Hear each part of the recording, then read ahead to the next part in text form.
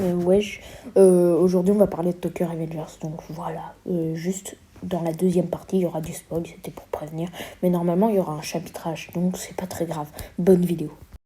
Je vais pas vous mentir, je mets le bruit parce que c'est la 6e fois que je recommence et je suis hyper gênée parce que je suis dans une pièce qui résonne, donc on doit sûrement m'entendre, mais merci. Aujourd'hui on parle de Tokyo Revengers, l'un de mes mangas préférés. C'est pas littéralement mon manga préféré, mais l'un dans mon top 10. Ça je vous dis, mais je vous dis pas sa place parce qu'il y en a, ils peuvent me retrouver et ça c'est réellement très inquiétant.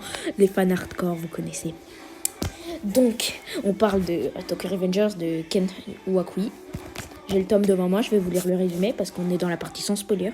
Je vous conseille d'aller voir la partie avec spoiler pour ceux qui s'en foutent totalement du résumé sans spoiler et qui veulent aller voir les spoilers. C'est dans le chapitrage prochain. Donc, à 26 ans, Takemichi vivote de petits boulots ingrats. Lorsqu'il apprend la mort de son ancienne et unique petite amie, il comprend combien il a raté sa vie. C'est alors qu'un accident le ramène inexplicablement 12 ans en arrière, lorsqu'il était au collège et se donnait des airs de mauvais garçon. Et si c'était pour lui l'occasion de sauver Hinata? Voilà. Ça, c'est le résumé qui te donne moyennement envie de regarder quand il y a le résumé.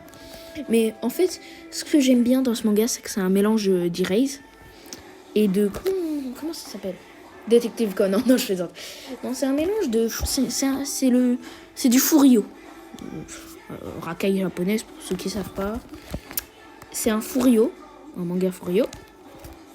Où ça a aussi des côtés de Erase, tu vois. J'en dis pas plus pour pas trop vous spoiler parce que... c'est un bon manga, je veux pas vous gâcher l'œuvre du tout. Et encore une fois, vous avez qu'à, pour ceux qui veulent se faire spoiler, bien sûr, vous avez qu'à aller dans la partie prochaine, c'est-à-dire le chapitrage prochain, la partie avec spoiler. On suit le personnage Takemichi Anagaki, qui est littéralement un gros bouffon. Désolé, fallait que je le dise, c'est un gros bouffon. Un gros bouffon. Bouffon de... Heureux, j'ai une coupure, donc j'en étais au moment où je disais que c'était un bouffon. Mais c'est ça le truc. Je veux pas vous spoiler, mais ce que j'essaye de vous dire dans ce manga, c'est que le truc, c'est que le personnage, c'est un bouffon qui se retrouve mêlé à des affaires de gang et qui doit essayer de s'en sortir, alors que c'est un vrai bouffon, encore une fois. Il est nul, il fait que chialer, mais c'est un bon personnage, un putain de bon personnage. Et ça, je le dis pas souvent, mais il est bien développé. Il a une bonne histoire. Encore une fois, allez dans la partie sans spoiler pour la 1000e fois que je vous le dis. Mais après... si c'était que ça, vous pouvez me dire, bah non, il y a beaucoup de personnes. Si c'est nul parce qu'il y a que le personnage principal qui est bien développé. Mais non, chacun des personnages qu'on nous présente a une histoire et est bien développé. Et c'est ça que j'aime dans ça. Et quand on lit, on est toujours addict. Mais je sais pas, pour moi, ça fait longtemps que j'ai pas lu de manga, je lis plutôt en scan. Sauf que j'ai un petit défaut, je comprends pas. Enfin, c'est un peu nul que ça se lise. Non, rien. Bon, c'est pas grave. Je suis surexcitée.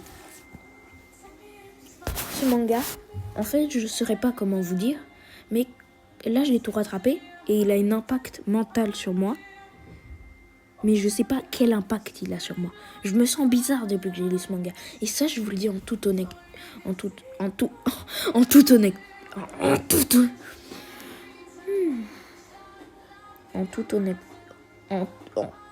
honnêteté.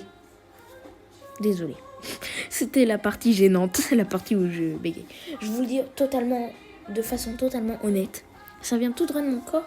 Je me sens trop bizarre. Il y a très peu de mangas qui arrivent à me faire cette émotion. Ça a un côté genre... ce manga est incroyable. Parce que... en fait, c'est pas simplement deux personnages. C'est pas simplement un personnage qui se frotte contre un autre personnage. Non, ça, c'est beaucoup de Furio comme ça. Et après, je juge pas, j'en lis pas beaucoup. Je suis plus anime, moi. Mais ça m'a quand même donné envie de lire 204 chapitres. J'attends avec impatience le 205e. J'ai acheté les tomes. J'en suis fan.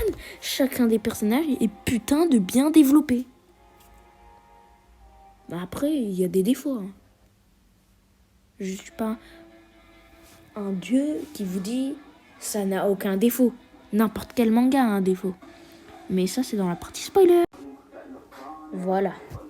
On est enfin à la partie spoiler. Et quand je vous disais que les personnages étaient bien développés, je vais vous prendre un exemple.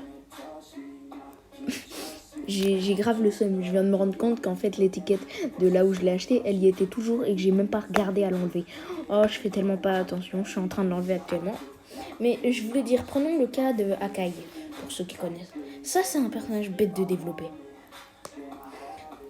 Parce que, genre, déjà, on est dans la partie spoiler. Donc, pour ceux qui n'aiment pas les spoilers, j'espère que vous êtes déjà partis. Et pour ceux qui aiment les spoilers, vous êtes des sados. Malheureusement, vous êtes des gros sados. Parce que là, il va y avoir du spoil. Prenons, comme je vous le disais, prenons le cas d'Akai. On nous le présente que dès le début. Dès le début, on nous le présente comme un enfoiré dans le futur. Quand Takemichi, il est... Enfin... Comment dire ça? Dans le futur, moi je l'ai ressenti comme ça. On nous le présente... quand on nous le présente dans le futur, c'est un... Enfin, dans le présent, en 2017, on nous présente Takemichi. Non, on nous présente Akai comme un bête de bâtard. Et au fil du temps, on se rend compte qu'en fait, tout ça, ça s'est passé. En fait, c'est devenu un pantin. En fait, toute sa vie, il a été défendu par sa sœur, de son frère qui les frappait pour essayer de les endurcir. Sauf que un jour, il en a eu marre et il a décidé de tuer son frère. Et tout cet arc, c'est l'arc de Noël. Moi, je l'appelle comme ça, mais je sais plus quel nom ça a. Je sais même pas si ça a un nom, cet arc. C'est l'arc de Noël pour moi, en gros. Désolé, c'est satisfaisant. Du coup, quand je veux dire qu'il est bien développé, c'est qu'on nous le présente comme un gros bâtard. Mais on se rend compte que sa sœur l'a toujours défendu et qu'un jour, il a décidé de tuer son frère. Sauf qu'il n'a pas eu le courage et que sa sœur, elle a décidé de le faire à sa place.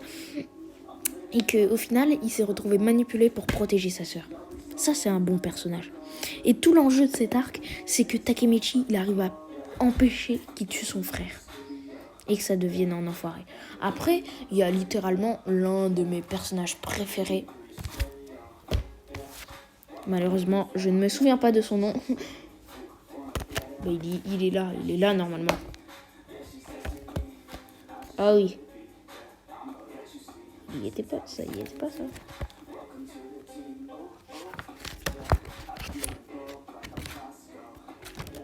Non. Shifuyu, je crois. J'ai du mal à le prononcer, malheureusement. Désolée, alors que c'est l'un de mes persos préférés. Ce type-là. Non, mais en fait, je comprends pas. Ils sont au collège, mais ils ont un bête de charisme. Shifuyu. Littéralement le second de Takemichi. Oui. Et ce type-là, c'est pas le mieux développé. Hein. Mais c'est mon perso. Il a un bête de design. Et c'est littéralement l'un de mes persos bêtes de préférés. Il a un design de ouf. Et rien que sa relation avec Baji. Enfin, je sais plus si ça se dit Baji. Ouais, je crois. Le grand Baji, en fait. Ce type-là, il a tout mon respect. Il a un pote, son pote, il le poignarde.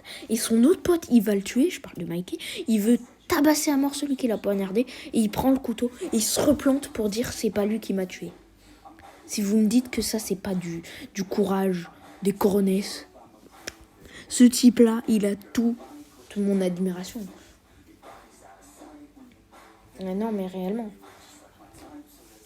Après Mikey, il y a juste un petit problème avec lui, pour ceux qui ont vu le scan 204. Il est devenu anorexique ou il y a un truc? Non, bon, je vais arrêter de me foutre de sa gueule parce que ça se fait pas de parler des anorexiques. Mais ce que je veux dire, c'est que tout ça pour vous dire que ce manga, il a eu une bête d'impact sur moi. Tout ça pour conclure, Takemichi, c'est peut-être pas le meilleur en baston, mais c'est un bon. Là, je vous donne mon avis. C'est un bon. Shifuyu, il a des couilles. Vraiment, ça rime, mais c'est vrai. Akai, c'est pas un méchant. Ah oui, j'ai oublié de parler d'un personnage. Kisaki. On a beau dire tout ce qu'on veut sur la bâtarde que c'est Kisaki, Teta Kisaki. En vérité, il est bien développé. Vous pouvez me lancer des pierres. Mais moi, je suis de ceux qui disent à un moment, on peut bien en vouloir à Gabi de SNK. Mais faut pardonner parce qu'elle a eu une bête d'évolution en réalité. Après, Mikey, qui est mon deuxième personnage préféré, il est bête de classe. franchement, je sais pas ce que vous... Ceux qui aiment pas ce manga, je sais pas ce que vous attendez pour aller... Pour réanalyser, pour regarder. Mais vraiment, c'est un bon manga. Mais bon, j'insiste trop et les goûts et les couleurs, ça ne se discute pas pour finir.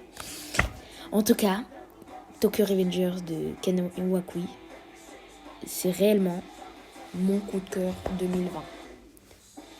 Ça m'a... En fait, j'étais tranquille, posée, et ça m'a donné une bête d'idée. Mais ça, c'est pour la prochaine vidéo. Bye. Bon, je prends beaucoup plus de temps à faire des vidéos, mais je préfère faire ça parce qu'il y a plus de qualité. Et en ce moment, j'apprends une grande chose. Une seule grande chose. Parler avec son cœur et non avec un texte. J'espère qu'on sera plus nombreux que 3. Un jour. 10, ça me suffirait. Mais n'hésitez pas à vous abonner, à partager et à liker. C'était Chiroy. Et j'espère que ça vous aura plu. Bye.